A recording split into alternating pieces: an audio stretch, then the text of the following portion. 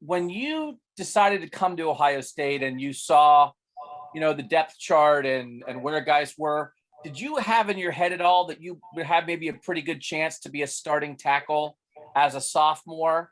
And how does it feel now when you have, two really veteran guys ahead of you and it feels like you're maybe in line for a position switch for this year? Yes. When I first was recruited here, I took a look at the depth chart and I sort of made some assumptions. And I saw that, that by my sophomore year, there would be a spot at tackle. But with everything that's happened, I'm more than happy to play guard, because Coach Day said he wanted to have the best five people play, and he saw it fit with me at being at guard, and I'm more than happy to play, that position. Thank you, Paris. And let's go next to Bill Rabinowitz from the Columbus Dispatch. Paris, what has the adjustment been like? What's been the biggest thing you've had to learn switching from tackle, which I'm assuming you played your whole life, to guard? I think the biggest thing is I feel like when you're a tackle, you're usually on an island. So you're working by yourself, or you might have some help from your guard, depending on, where the ball is cutting. But a lot of the times you're by yourself. So now at guard, you're always helping your center. You're always helping your tackle. So I feel like it's sort of switching a mindset. You can't have a tackle mindset at guard. But I've learned to take, I would say, the abilities that I've learned at tackle as far as being able to read linebackers and safeties and corners. I've tried to utilize that at guard. So I'm able to see the bigger picture. So I would say that's definitely helped. Thank you. All righty, next up, let's go to Dan Hope from 11 Warriors. Dan. Hey, Paris, obviously you got a little bit of playing time in the college ball playoff last year at guard. How valuable were those reps to you in preparing you to now compete for a starting guard spot? Those reps were really valuable. I would say in those moments, I was just really excited to be out there and play. And I would say it allowed me to really, I felt like in those moments of me being at guard in the playoffs, it really allowed me to get a taste of the action, from a different position I guess I wasn't really expecting, So me jumping in there and doing it and being able to do it, like, it was really exciting. So it made me look forward to, if that's where the team needs me to be at this season, I know I'm able to do it because I've shown that I'm able to do that job. Had you been practicing at guard at that point? Okay, can you repeat that? Had you been practicing at guard at that point? Yes, I did practice at guard. I split time during those couple of weeks.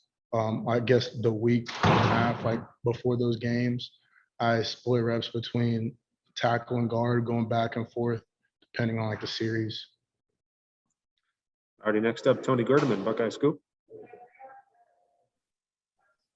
How difficult is it to say you're a left tackle, but then you go play right guard? How difficult is it to learn the hands and just going from left-handed to right-handed for you? I would say being able to switch from left guard to right guard seems pretty seamless. I feel like because if anything, you're just flipping the protection or the call in your head. And then since you have your hand down, I feel like the balance and the stance is relatively the same. That's why I feel like it's pretty easy to go from left to right in terms of guard. I feel like a tackle is different for sure, but I feel like for guard, it's the same. So I feel like it wasn't that bad. All righty, let's go next to Nathan Baird, Cleveland.com. Yeah, Pierce, kind of going back to the question Doug asked you, but we talked to Thayer a while back in the spring, and he said that he had been kind of talking to you while he was going through that decision-making process, that sort of stay or go process. What kind of feedback did you give him when he was kind of talking about that or asking you questions about it? And was it hard to kind of maybe set aside your own thoughts of where you wanted your career to be at this point while he's talking about, hey, I might be coming back and playing that spot that you kind of had your eye on? I feel like that just speaks on the brotherhood that, that goes on here, because obviously Thayer knew, where my mindset was at. But I feel like, for him to come to me and he kept it real with me, and he was telling me his thoughts on coming back, and he asked me, what were my thoughts on it? And, and I was telling him, I was like, at the end of the day, most important thing is, and, which we agreed on, which he brought up was, him getting his degree and then being able to go the highest that you can when you leave this place, to maximize that opportunity. And we agree, for me personally, I told him just to pray on it and go and do what, where he felt peace. And then that should be the decision. He said he felt peaceful coming back. So I told him, you shouldn't go against that feeling. So I was all for it. He felt excited about it. He had peace about coming back and, having a great season. So I was excited about it. All righty, we'll do two more because we got Nick Petit-Frere waiting for you. First one to Bill Landis. Bill. Hey, Paris. So along those lines, I guess, you guys come to Ohio State to do a lot of things. One of those things is to go off to the NFL and get drafted as high as you can. And I think we all know that tackles make more money than guards and get drafted higher. Did that enter your mind at all when you were entertaining the idea of possibly moving to guard about what it could mean for your future? Or are you just confident that, you play a guard and then eventually you get to tackle and it can all still kind of happen for you? So right now, I feel like the biggest opportunity that I have at starting in guard is that I get to show versatility. And I feel like that adds a lot of value. And I feel like next season I will have the opportunity to play at tackle.